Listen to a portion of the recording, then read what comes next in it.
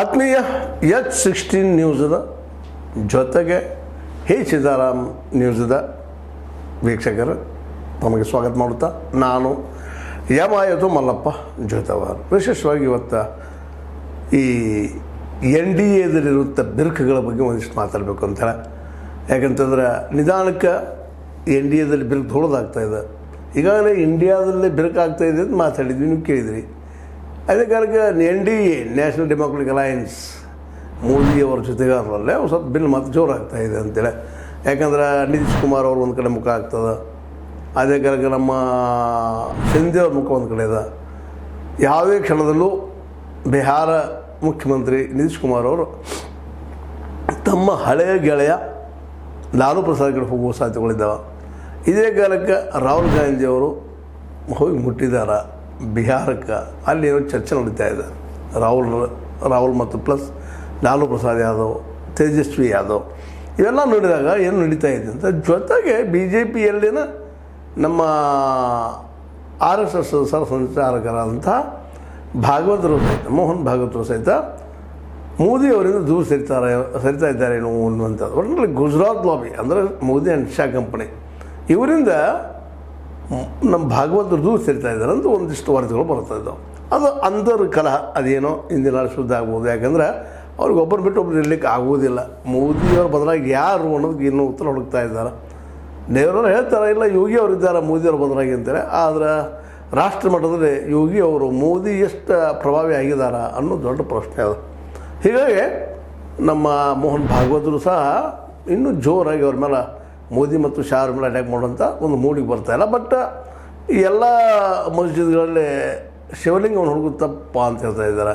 ಆದರೆ ಇದೇ ಕಾಲಕ್ಕೆ ಈ ಒಂದು ಏನಪ್ಪ ಅಂತಂದ್ರೆ ಎಲ್ಲೆಲ್ಲಿ ಮಸ್ಜಿದ್ಗಳಿದ್ದಾವೆ ಅದ್ರ ವಿರೋಧ ಶಿವಲಿಂಗಗಳಿದ್ದಾವೆ ಅಂತ ಕೇಸ್ಗಳು ಹಾಕುತ್ತಿರುವಂಥ ಅಥವಾ ಈ ಸಂಘ ಪರಿವಾರ ಜನ, ವಿಶ್ವ ಹಿಂದೂ ಪರಿಷತ್ ಜನ ಆ ಒಂದು ಪ್ರಶ್ನೆಯನ್ನು ಮಾಡ್ಕೊಂಡು ಸುಪ್ರೀಂ ಕೋರ್ಟ್ಗೆ ಹೋಗೋದು ನಾವು ನೋಡ್ತಾ ಇದ್ವಿ.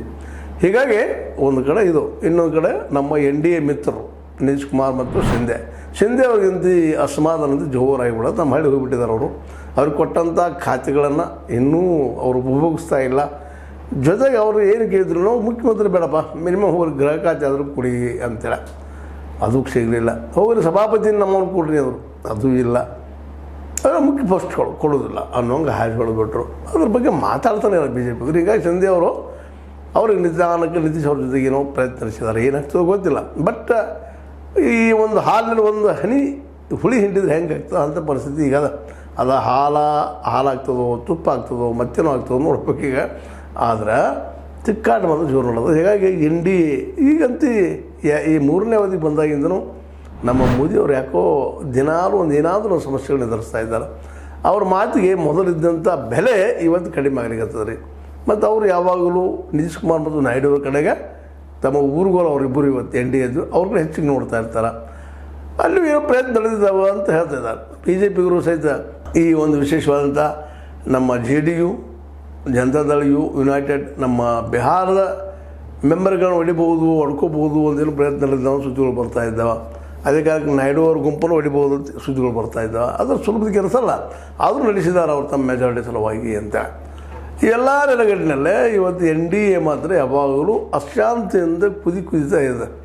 ಎಲ್ಲರೂ ಒಬ್ಬರೊಬ್ರು ಭಾಳ ಚೆನ್ನಾಗಿ ನಕ್ಕು ಮಾತಾಡ್ತಾರೆ ವಿನ ಒಳಗನ ಕುದಿ ಹೆಚ್ಚಾಗೈತೆ. ಹೀಗಾಗಿ ಈಗ NDA ಸರ್ಕಾರ ಎಲ್ಲಿವರೆಗೆ ಅಂತ. ಮತ್ತು ಹಂಗಂದ್ರೆ ಈಗ ಇಂಡಿಯಾ ಬಂದು ಅಲ್ಲಿ ಭಿನ್ನಾಭಿಪ್ರಾಯ ಇಲ್ಲಂತಲ್ಲ, ಅಲ್ಲಿ ಸಾಕ್ಷಿದಾವೆ. ಅಂದ್ರೆ ಈ ಸಮ್ಮಿಶ್ರ ಸರ್ಕಾರಗಳಲ್ಲಿ ತಿಕ್ಕಾಟಗಳು ಸಾಮಾನ್ಯ ಅಂತ. ನಾಳೆ ಇಂಡಿಯಾ ಬಂದ್ರೆ ಅದು ಸಮ್ಮಿಶ್ರ ಸರ್ಕಾರ ಆಗುವಂಥದ್ದು. NDA ಅಂತ ಸಮ್ಮಿಶ್ರ ಸರ್ಕಾರ ಅದ, ಒಬ್ಬರ ಕೈಯಲ್ಲೇ ಇಲ್ಲ. ಮೋದಿಯವರ ಹಿಡಿದು ಮೊದಲಿಗಿದ್ದು ಭಾಳಷ್ಟು ಕಡಿಮೆ ಆಗಿಬಿಟ್ಟದ, ಪಾರ್ಟಿಲೂ ಕಡಿಮೆ ಆಗ್ಲಿಕ್ಕೆ. ಸ್ವತಃ RSS ಸಹಿತ ಅವ್ರ ಬೆಂಬಲಕ್ಕೆ ನಿಲ್ತಾ ಇಲ್ಲ, ನಿಧಾನಕ್ಕೆ ದೂರ ಸೇರ್ತಾ ಇದ್ದಾರೆ. ಇದೇ ಸಂದರ್ಭದಲ್ಲಿ RSS ಈ ನಮ್ಮ ಭಾರತೀಯ ಜನತಾ ಪಕ್ಷದ ಅಧ್ಯಕ್ಷನ ಸಹಿತ ಬದಲಾಯಿಸುವಂಥ ಲೆಕ್ಕದಲ್ಲೇ ನಮ್ಮ ಪ್ರವೀಣ್ ತೊಗಾಡೆ ಅವ್ರಿಗೆ ಅಲ್ಲಿ ಮುಂದೆ ತರಬೇಕು ಅನ್ನೋ ಪ್ರಯತ್ನ ನಡೆಸಿದ. ಸಂತೋಷ್ ಜೋಶಿ ಅವ್ರನ್ನ ಸಹಿತ ಮುಂದೆ ತರಬೇಕಂತ ಪ್ರಯತ್ನ ನಡೆಸಿದ. ಅಂದ್ರೆ ಇಡೀ BJPನ ತಮ್ಮ ಹಿಡಿದು ತಗೋಬೇಕು ಅಂತೇಳಿ. ಮತ್ತು ಮೋದಿಯವ್ರಿಗೆ ಯಾವುದೋ ಸಹಿತ ಇವತ್ತು ಪರಿಸ್ಥಿತಿ ಹೇಗದಪ್ಪ ಅಂದ್ರೆ ಮೋಹನ್ ಭಾಗವತನ ಬಿಟ್ಟು ಅಲ್ಲಿ ನಿಲ್ಲೋದು ಪರಿಸ್ಥಿತಿ ಇಲ್ಲ, RSS ಬಿಟ್ಟು ಮುಂದುವರಿಯೋ ಪರಿಸ್ಥಿತಿ ಇಲ್ಲ. ನಡ್ಡಾ ಅವರೇನು ಹೇಳಿರ್ಬೋದಿಲ್ಲ ಅಂತಲ್ಲ, ನಾವು ದೊಡ್ಡವರಾಗಿ ನಾವು ಕಾಲವನ್ನು ನಡೀತೀವಿ ಅಂತೇಳಿ. ಬಟ್ ಅದು ವಸ್ತುಸ್ಥಿತಿ ಆಗಿಲ್ಲ. ಯಾಕಂದ್ರೆ ಈ ಮಹಾರಾಷ್ಟ್ರದಲ್ಲಿ ಯಾವ ರೀತಿ ಗದ್ದಲ ಆಯಿತು, ಯಾಕಂದ್ರೆ ಮಹಾರಾಷ್ಟ್ರದ ಎಲೆಕ್ಷನ್ ಕಮಿಷನ್ ಮೇಲೆ ಅಥವಾ ಎಲೆಕ್ಷನ್ ಕಮಿಷನ್ ಮೇಲೆ ಕಾಂಗ್ರೆಸ್ಸಿಗರ ನೇರ ಆರೋಪ ಅಂದ್ರೆ 72 ಲಕ್ಷ ಮತಗಳು ಏಕಾಏಕಿ ಮಣ್ಣಿನಂಥ ಈ ಲೋಕಸಭಾ ಚುನಾವಣೆ ನಂತರದಲ್ಲೇ ಹೆಚ್ಚು ಹೆಂಗದು ಒಂದು ದೊಡ್ಡ ಪ್ರಶ್ನೆ ಅದ. ಮತ್ತು ಒಂದು ಬೂತಿಗೆ 1200 ಇದ್ದು 1500 ಹೆಂಗೆ ಮಾಡಿದ್ರು ಇವರು ಒಂದು ಪ್ರಶ್ನೆಗಳದ. ಇದಕ್ಕೆ ಉತ್ತರ ಕೊಡುವಲ್ಲಿ ನಮ್ಮ ಈ ಎಲೆಕ್ಷನ್ ಕಮಿಷನರ್ ಇದ್ದಂಥವರು ನಮ್ಮ ರಾಜೀವ್ ಕುಮಾರ್ ಅವರು ಭಾಳ ಒತ್ತಡದಲ್ಲಿ ಬಿದ್ದಿದ್ದಾರೆ. ಏನು ಉತ್ತರ ಕೊಟ್ಟರು ಏನಾಗಬಹುದು ಅಂತೇಳಿ. ಹೀಗಾಗಿ ಇವೆಲ್ಲ ನೆಲೆಯಲ್ಲಿ ಮೋದಿಯವರಿಗೆ ಮತ್ತು ನಮ್ಮ ಶಾರ್ ಅವರಿಗೆ ಸತತ ಟೆನ್ಷನ್. ಬಿ ಜೆ ಪಿ ಒಳಗೆ ಸಹ ಟೆನ್ಷನ್, RSS ಟೆನ್ಷನ್, NDAದ 2 ಮಿತ್ರ ಪಕ್ಷಗಳು ನಾಯ್ಡು ಮತ್ತು ನಮ್ಮ ಬಿಹಾರ ನಿತೀಶ್ ಕುಮಾರ್ ಇವರಿಂದ ಟೆನ್ಷನ್. ನಾಯ್ಡು ಅವರಿಗೆ ಅವ್ರು ಬೇಡಿದಂತಹ ಒಂದು ಬಜೆಟನ್ನು ಕೊಡೋದಿದ್ರೆ ಅವ್ರ ಟೆನ್ಷನ್. ಏನು ಟೆನ್ಷನ್. ಹೀಗಾಗಿ ಇವತ್ತು ಮೊದಲಿನ ಸುಖ ಇವತ್ತು ಪ್ರಧಾನಿ ಪದದಲ್ಲೇ ಅದು ಪದವಿಯಲ್ಲೇ ಇಲ್ಲ ಅಂತೇಳಿ ಮೋಸ್ಟ್ಲಿ ನಮ್ಮ ಏನಪ್ಪ ಅಂತಂದ್ರೆ ಈ ಒಂದು ಮೋದಿಯವರು ಅನಿಸ್ತಾ ಇರ್ಬೋದು. ಹೀಗಾಗಿ ಅವ್ರು ಏನು ಮಾಡಬೇಕಪ್ಪ ಈಗ ಅನ್ನುವಂಥ ಸಂಕಟದಲ್ಲಿದ್ದಾರೆ. ಆದರೂ ಅವ್ರ ಮುಖ್ಯ ಗುರಿ ಹೇಗಾದರೂ ಮಾಡಿ ಬಿಹಾರನ್ನು ತಮ್ಮ ಕಬ್ಜಾಗೆ ತೊಗೊಳ್ಳೋ ಜೊತೆಗೆ ಎಷ್ಟು ಸಾಧ್ಯದನೋ ಅಷ್ಟು ನಿತೀಶ್ ಕುಮಾರನ್ನು ತಮ್ಮ ತೆಕ್ಕಿಗೆ ತೊಗೊಂಡು ಹೋಗಬೇಕು ಅನ್ನುವಂಥದ್ದು. ಯಾಕಂದರೆ ಅವ್ರು ಹೋದರೂ ಒಂದು JDU ಹೊಡಿಬೇಕು. ಅಲ್ಲಿ ಲಲ್ಲನ್ ಸಿಂಗ್ ಇದ್ದಾರೆ, ಅವ್ರನ್ನ ಸೇಮ್ ಮಾಡ್ದಂದು ಏನೋ ಸುದ್ದಿಗಳು ಕೇಳಿ ಬರ್ತಾಯಿದ್ದವು. ಲಲ್ಲನ್ ಸಿಂಗ್ ಅವರು ಒಂದು ಕಾಲದ ಕಟ್ಟಾಭಿಮಾನಿ ನಿತೀಶರು. ಇವತ್ತು ಅವರು ಒಳಗಿಂದೊಳಗೆ BJP ಜೊತೆ ಕುಳಿಸ್ಕೊಂಡಾರ ಮತ್ತು ಮಂತ್ರಿನೂ ಆಗಿದ್ದಾರೆ. ಹೀಗಾಗಿ ಅವ್ರನ್ನ ಮುಖ್ಯಮಂತ್ರಿ ಮಾಡ್ಬೋದು ಸಂಯುಕ್ತದಲ್ಲಿ ಅಂತಲೂ ಮಾತು ಕೇಳಿ ಬರ್ತಾಯಿದ್ದವು. ಹೀಗಾಗಿ ನಿತೀಶ್ ಕುಮಾರ್ ಅವ್ರಿಗೂ ಸಹಿತ ಒಂದು ರೀತಿ ಏನಾಗಿಬಿಟ್ಟದಪ್ಪ ಅಂತಂದ್ರೆ ಏನು ಮಾಡಬೇಕಪ್ಪ ಇದು ಅಂತೇಳಿ ಅಳ್ಳಂಗೆ ಶುರು ಆಗ್ಯದ. ಈ ಒಟ್ಟಾರೆಯಾಗಿ ಇಡೀ NDA ಇವತ್ತು ಕಾದ ತೆವೆ ಮೇಲೆ ಕುಳಿತಂಥ ಪರಿಸ್ಥಿತಿ. ಯಾವಾಗ ಬೆಳೆತದ್ದು ಏನಾಗ್ತದೆ ಅಂತೇಳಿ ಹಂಗಿದ್ರೆ ಅವರೇನು ಭಾಳ ನಿರಾಶೆಗೊಂಡಾರಂತೂ ಅಲ್ಲ.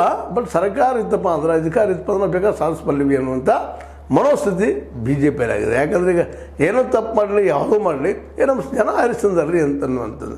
ನಿಧಾನಕ್ಕೆ ಜನರ ಅಭಿಪ್ರಾಯ ಶ್ರೇಷ್ಠ ಸಂಸದೀಯ ವ್ಯವಸ್ಥೆಯಲ್ಲ, ಅದು ಸಂವಿಧಾನಲ್ಲ ಅನ್ನುವಂಥ ವಾತಾವರಣ ಕ್ರಿಯೇಟ್ ಮಾಡ್ತಾಯಿದ್ದಾರೆ. ಆ ಕಾರಣಕ್ಕಾಗಿನ ನಾವು ಸಂವಿಧಾನ ಬದಲು ಮಾಡಬಲ್ಲಿವು ಅನ್ನುವಂಥ ಒಂದು ಹಮ್ಮಿತ್ತು ಒಂದು ಕಾಲಕ್ಕೆ.